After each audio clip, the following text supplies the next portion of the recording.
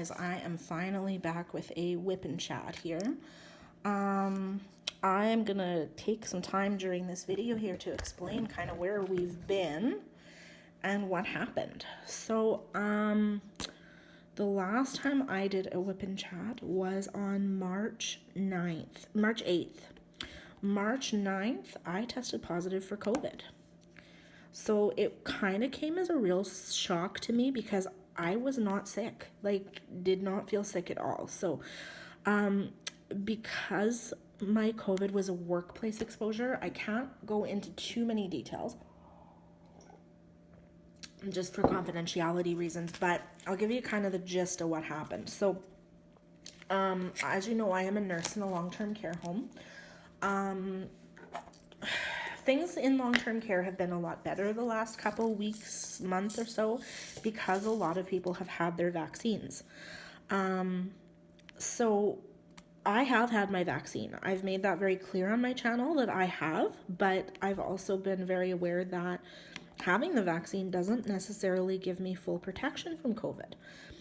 So anyway, basically what happened was I went into work on the Monday and it was discovered through rapid testing that a couple of our residents had COVID. This was unknown to us. We had no suspicion. We honestly didn't think this was going to happen, but it did, and so my facility was really good and went into like outbreak mode right away. I was extremely impressed with how well things came together for that. So the next day, I can't really get into too many details, but public health came into the facility and did testing, like mass testing, and more cases were found. I was one of them. So I can't talk about like what happened, but basically I can tell you I was not feeling symptoms. So they did two tests for me. They did what was called a rapid test and they did a PCR test. So the difference here, the rapid tests are put out, the ones that we use are called PanBio tests. They're put out by a company called Abbott. And they're very simple to use. I do them all the time on our residents and our staff. I do them on the residents. I don't do the staff. But anyway, they asked me if I wanted to do the two tests. I had no indication I was asymptomatic. But I said, yeah, like if you're going to do it, do both tests for me. So they did. And she said, we will only call you if your test is positive. So I went for report, like for shift handover, and my cell phone rang. And I was like, okay, this is weird. What's going on? So she called me back in and she said, don't panic yet. I just want to get your opinion on this. So I went in and I looked at my rapid test and there was a faint positive line, like not enough to say that yes, the test was positive. It could have potentially been a false positive. But she said like, I have to send you home. I have to say that you're positive. Sorry, I'm just looking for a color as I chat here. And anyway, she said, I have to send you home and you'll have to wait for the results of the PCR test. And she said like, I don't know what to say. I've never seen this before. So anyway, I just told my boss, I said I tested positive and I was floored at this point. So I went home and, I got a call from public health the next day and started the process of occupational health and safety, contact tracing, all of the fun stuff that they do when you're diagnosed with COVID. But they kept saying like, we're just doing this as a precaution because your test isn't back yet. So anyway, I'm like, well, let's just, let's go ahead as though I have it. And if I don't, then, whatever. So anyway, at this point, I'm still feeling okay. I decided to isolate from my son to be on the safe side. Anyway, so we went through all the contact tracing. They identified a few close contacts for me. And anyway, so then about an hour later, I get a text from my boss. And, you know, him and I are friends and whatever. And he said, hey, congratulations. Nice way to keep public health on their toes. So I messaged him back and I'm like, am I negative? And he's like, well, check your health record, but it appears that you are. So anyway, I went on and I looked and there's still no results there. The only thing that I could see was my results from my previous test when I had the stomach flu a month prior. So I'm like, okay, I don't know, maybe he's got information that I don't. So I'm like, okay, maybe I'm negative. So that night at 7 o'clock, I got a call from public health and they said, your PCR test came back positive.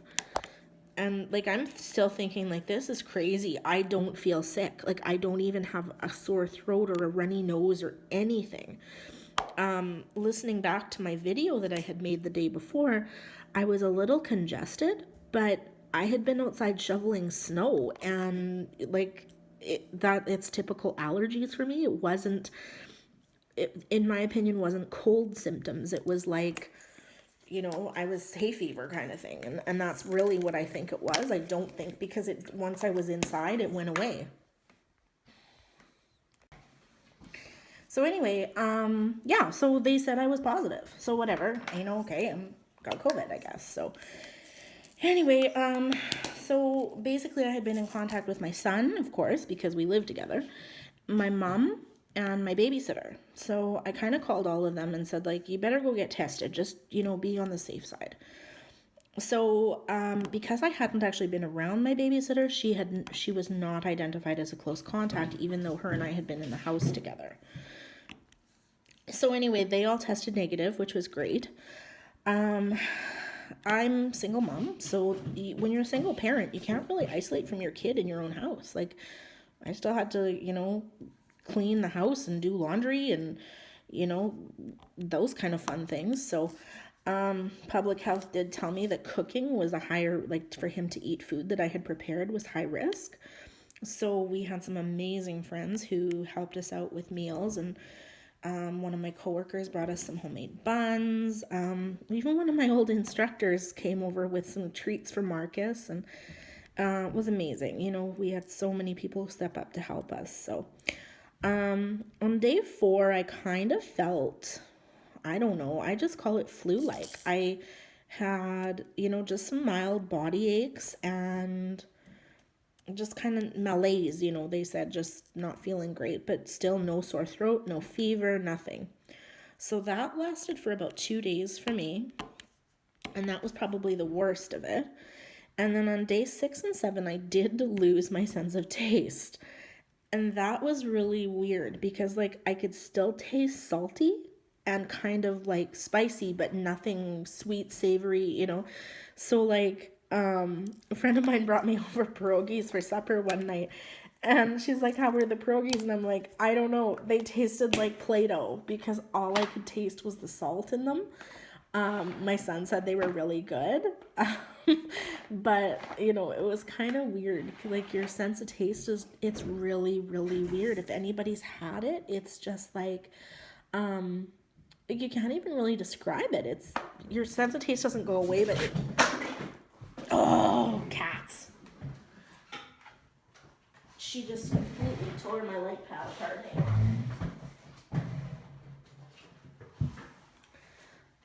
My cat is playing zoomies. There we go.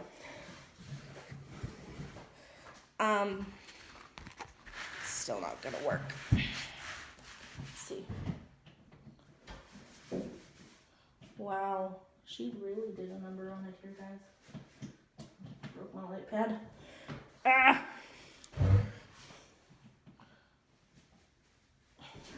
There we go. Yeah, so anyway, thankfully, I never really developed any severe symptoms. I would have considered myself to be what I consider asymptomatic. The crappy thing, as I was saying, is I couldn't isolate from my son. So, unfortunately, he had to isolate for 2 weeks after my clear date. So that was a real pain. So I did 10 days, and then we had to do an additional 14 days of isolation for him to make sure he didn't come down with anything. So we had him tested a couple times and he remained negative. So I don't know. I have some theories on that. They said it's possible that I just did a really good job of keeping the house clean, doing my disinfecting, limiting our direct contact with each other. But, you know, I personally think, this is just my theory, I'm not an expert, but the rapid tests, they don't test for the protein of the virus. What they're testing for is your viral load. They're testing to see how contagious you are. So if you're not contagious, you're not going to trigger positive on one of these tests. So basically, if your viral load is low, you're going to get a negative result on that test. So what I think happened, none of my close contacts got sick. And the other thing that was interesting was that thinked positive. So I personally think what happened, and again, I am no expert, is that my cat has a plastic bag. Like, seriously, it's like having toddlers. The minute you try to, you get on the phone and they cry. Anyway, I think what happened was that having my vaccine prevented me from developing a high viral load, which in turn meant that I wasn't contagious. And I didn't trigger, and it would make sense because if my viral load was low, my contagion level would be low, and also I wouldn't trigger as positive on that rapid test. So again, like I said, I'm no expert, but it makes you really wonder, like, whether or not the vaccine stopped me from spreading it, Like, we lived in the same house for 10 days, and I had COVID, and he never got sick. He never got it. But I never really got sick. It was like, I was more of a, like, I had the virus, but it never really affected me. So anyway, so there's our story, guys. So basically 10 days of isolation for me. I tried to stay in my room as much as I could, so I wasn't out in the dining room doing my diamond painting until the last few days. And the other thing is, then my son was home, so he was doing his thing and hanging out on his Xbox, and never really had any quiet time to do any diamond painting, or like I did a little bit, but not any WIP and chats or anything. So yeah, so I don't know. It's kind of sad because, I missed out on 4 weeks of work, and I feel really bad because it's a time when my coworkers could have really used my help. I'm the union rep for our building, and I feel like I let people down. It was hard to tell people that I had potentially exposed them to the virus. You carry that, so, like, I don't know, just be careful, guys. Like, if there's an increased risk in your community right now, hunker down, get your vaccine when you can. Those vaccines, no, they're not going to be the be all and end all. They're not a magic solution, but they're going to help. So do it. Like, go get your vaccines, take the precautions you need to take, and just know that, like, I never thought this would happen to me. I am so careful. I'm always wearing my mask. I'm always washing my hands. Sorry, guys, my phone rang, so I had to answer that quick. Yeah, so anyway, I can't remember where I was, but that's our story. It was a really, really long time because we had to isolate one after the other, but yeah, my friend that I was talking to on the phone said her family is actually going through the same thing, and it's frustrating, but it's the way it has to be, I guess, right? Just with everything that's going on. So anyway, so let me see what else is new here. So we're doing that. Getting ready to go out and clean up the backyard. Like I said, we've got this big deck on the back, and I'm had it built last couple years ago with a pergola, and so I'm trying to find somebody to fence it, like to enclose it. so that we can use it kind of as a 2-season sunroom. So I'm kind of trying to decide what to put on top. The guy that had built it said I have a couple options. So one of the options would be to actually put plywood up and shingle it and eaves trough and do a full roof up there. It's built to be able to do that. I don't know if I want a full roof on it. I think it would be really hot and wouldn't really feel like a deck anymore. So the other option that I have is, they call it like the corrugated plastic, and it's like, it used to come in kind of a yellowy color and it was really tacky, but now it's not as bad. So there's that, and it lets some of the light through. Apparently it's available in a clear color. The only thing I'm worried with that would be that in the wintertime, if we get a lot of snow, the weight of it may be an issue, and I might not have the best drainage. So if I do that, I'm going to have to build up the one side so that I have a little bit more steeper of an angle. So yeah, that's one option. The other option that I have is just to put lattice up. And I'm leaning towards that, because then we would still get the sunshine and stuff and the breeze, and it would feel, nice. I can still put screen up, and, the only thing about doing that is that you don't get like the protection from the rain and the bugs and stuff. So my cat is still playing with plastic bags. Oh, the joys of having a kitten, hey? Anyway, so yeah, I'm not sure. So my options basically are to put up a full roof, to do the corrugated plastic, or to do just the lattice. And I don't know, like, I was thinking maybe I could put some screen up and then the lattice. But I want something that I'm not going to have to get up and fix every year either, right? And where I live, we get a significant amount of snow. So the weight of the snow can be an issue. So anyway, let me know what you guys think. If you guys have a screened in porch in the back, and what you use for a roof on it, interested to hear some ideas and come up with a plan for this so that we can get it done this year. I'm really hoping to be able to show you guys my basement. It's pretty much done. We just need some finishing touches down there. Basically trim and cabinetry. And I want to replace some lights, but I'm just in the middle of trying to get that painted. So hopefully in the next couple, like 6 weeks or so, we are at a point where I can give you a quick little tour down there to show you.